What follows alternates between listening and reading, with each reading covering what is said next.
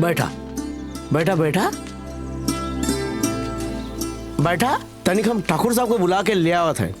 हाँ ठीक है।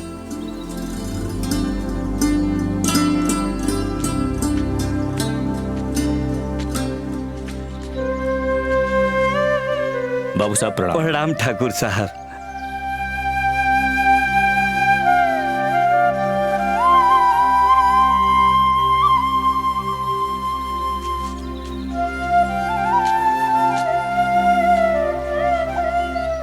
आप लोग के हवन? भाई साहब, हम लोग आपके बेटा के रिश्ता खातिर नदी ओ पार विष्णुपुर गांव से आयल हैं। जानी ले वो गांव के भेज ले हो आप लोगन के? बिंदेश्वरी बाबू, हमार बिटिया हमके खुद भेजले हो रिश्ता खातिर। आपके बेटा रतन और हमार बिटिया दोनों बचपन से एक साथे पढ़ले हुए। दोनों एक दूसरे के बहुत अच्छी तरह से जाने लेन पहचाने लेन। हमें तो बहुत आश्चर्य होत बा कि एक लड़की खुद अपन ब्याह करे खातिर खुद अपने बाप को यहाँ भेजलस। यह है आपके खानदान के संस्कार बा। भाई साहब, जब रिश्ता करिए तब ना संस्कार के समझिए। अच्छा छोटे लाल, अच्छा है। व्यंग अच्छा कस लेला, बहुत अच्छा। छोटे लाल, ये बचपन का लड़का लड़की हुए का कि जे गिल्ली डंडा का खेल समझ के तू मुंह उठा क्या चलेला? का रे? पहली बात तो ये बतावा कि हमारी हवेली की दहलीज पर कदम रखे कि तोर हिम्मत कैसे भइल? और दूसरा, इस समाज में तोहरी औकात का बा? और तीसरा, तोहरी पगड़िया के ऊंचाई कितना बा ये बता इस समाज में। भाई साहब, हम बस ये कह सकिला कि हमार बिटिया डॉक्टरी से MBBS हो। वो दोनों एक दूसरे के बहुत अच्छी तरह से जाने लेन पहचाने लेन। बाकी एमे पगड़ी और औकात के बाद हमरे समझ से तो ना हवे के चाहिए। आदर के साथ कहा था छोटे लाल, अगर ये बात शादी का हवा तो ये बात यहीं समाप्त होवे का चाहिए। फाइनल। भाई साहब, हम बड़े आत्मविश्वास के साथ आपके पास आयल बनी।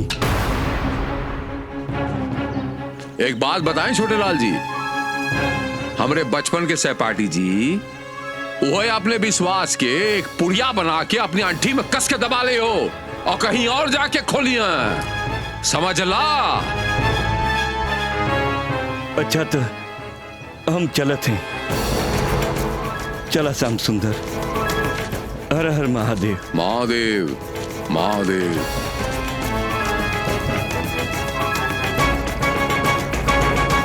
एक बात कही बाबूजी। कहा श्याम सुंदर। बाबूजी, जहाँ गई लला वो बात तुलसी दीदी से न कहिया, नहीं तब। अरे श्याम सुंदर बेटा, अगर वो लड़का रतन घरे हो तो औरे बात रहत। हमार नाम बाबूजी काहे लेते हैं? प्रणाम बाबूजी। शुभ आशीर्वाद। अरे रतन बेटा, अरे बेटा तू तो हमरे गाँवे आइल रहा तुलसी से भेंट करे खातिर। जी बाबूजी। और आप लोग कहाँ से आवत बारन? चली घरे। अरे रतन बाबू, आप घर से लौटत बानी जा। दीदी तुलसी आपके परिचय दे के भेजले रहलीन। बाकी आपके पिताजी तब का भइल? अरे का ना भइल, संस्कार, इज्जत, मर्यादा, पगड़ी, न जाने का कही के दुत्कार देले। अरे जाए दा बेटा, जाए दा। अरे जेकर जहाँ रिश्ता लिखल होई उहे होखी। अरे ये रिश्ता ना लिखल बा ना होखी। बाबूजी, हम आपसे क्षमा मांगत बानी। और रह गई रिश्ता का बात ता ओकरा के केहू टाल नहीं सकत। आप चली हमारे घरे बाबूजी। नहीं बेटा, जब रिश्ता में खटास आ गई है तो बात आगे कैसे बढ़ी? बाबूजी, हम आपके आश्वासन देत बानी। श्याम सुंदर जी, चलो। चलिए बाबूजी।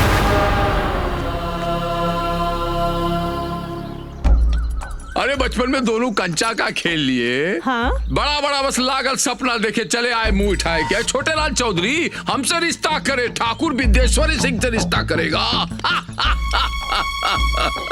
जमीन जायदाद बेच के लड़की के MBBS का करा दिए, लागल बड़ा बड़ा हवेली का सपना देखे। आवा बिठुआ, आज कितना आमदनी भइल? ये करीब 25,000। भाव तो अच्छा मिलल। बाबूजी के आयल रहल आज? का बताई के आयल रहल? अरे अब तो पता चलल कि क्यों मेहमान आयल रहल। अरे मेहमान नहीं बिटवा, फाटल बिहाल बंजारा की तरह वो बिष्णुपुर गांव से रिश्ता मांगे आयल रहल यहाँ। तब बाबूजी रिश्ता में बुराई का रहल जौन आप बेइज्जत करके घरे से दुरिया देला? अरे बचवा, अरे उला हमरे जात के ना पात के कैसे रिश्ता तय कैलई? इस समाज में जवन खानदानी जामा लइकत हवे ना, वह पर ये रिश्ता एक बदनुमा दाग बन जाई। लेकिन बाबूजी गोर चमड़ी पर करिया तिल तो शुभ कहल जाला, वो तो दाग हुए, शायद आप वो लोगन के नहीं पहचान सकेला। तो का करब ऐसा लोगन का पहचान के? तब जान लें सच तो यही बा कि जे आज आपके पास रिश्ता बदे आयल रहल वो कल रईकी और हम बचपन का साथी है, साथ साथ पढ़े लिखले है। और उससे भी कड़वा सच ई बा कि हम और वो दोनों एक दूसरे से प्यार करीला। ए रतन बेटा, एकरा खातिर तोहार पाँव आगे बढ़े के ना चाहिए। वार्निंग देता है, ये प्यार मोहब्बत कांदी घर में ना आवे, यही से तोहरी बहन तारा के कच्चा अटक पड़ा के घर में बैठा देली। प्यार करीला। तब बाबूजी हमरा के भी काहे नहीं कच्चा आट तक पड़ा के घरे बैठा देला? का करे हम क्या BA करावे गईला? बस बहुत हो गई पिता पुत्र के संवाद। प्यार मोहब्बत सब चोचला है, ई आंधी में मत बहा बेटा। तब बाबूजी आपका ई फैसला आपके ई हवेली के सुना होके से ना बचा सकेला। मुबारक हो आपकी ई हवेली। बेटा ऐसा न कहा बेटा, तू ई खानदान के एक ही चिराग बाटा। बेटा समय के आंधी से बचना बहुत जरूरी बा। भुला गईला राम के वनवास गईला के बाद पुत्र वियोग में राजा दशरथ के का हाल भइल रहे। बिल्कुल ठीक कहलू रतन का मैया। ये आज के पुत्र समझे तब ना। शांत हो जाए रतन के बाबूजी, शांत हो जाए। सवारा अपने खून के। बेटा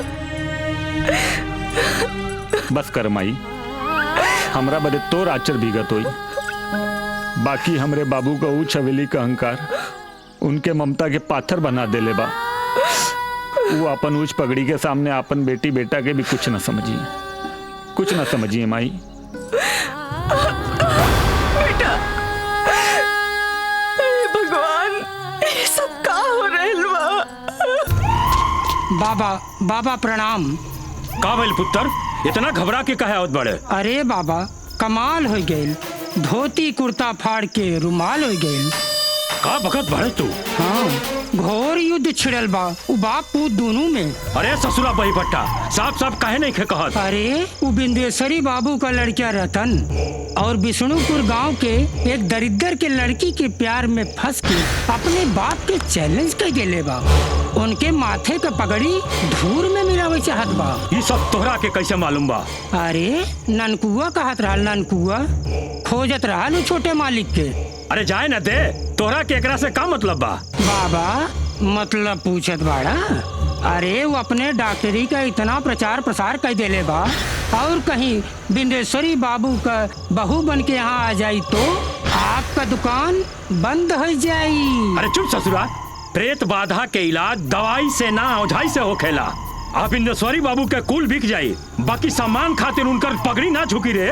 और चौधरी के घरे बिंदेश्वरी बाबू रिश्ता करे जाई है, नामुमकिन बा।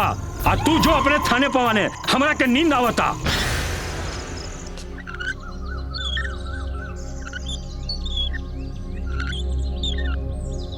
बाबूजी बाबूजी। करे मनोजवा, इतना परेशान काहे दिखात बड़ा? का बात हो गई? बाबूजी गजब हो गई। और राम आश्रय का लड़की बा घिसियावन जहर खा के मर गई। का ये कैसे? बाबूजी, वो एक दीनहीन गरीब लड़की से प्रेम करत रहल। राम आश्रय शादी से मना कर देहलन, बस वो घरे से निकल गई। रात के सिवाने में लड़की लड़का दोनों का लाश मिलल और बगल में जहर का शीशी।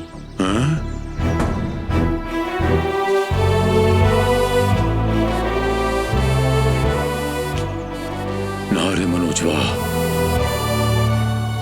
ऐसा ना हो सकीला। पूरा फिल्म देखे खातिर अभी डाउनलोड करी दंगल प्ले ऐप।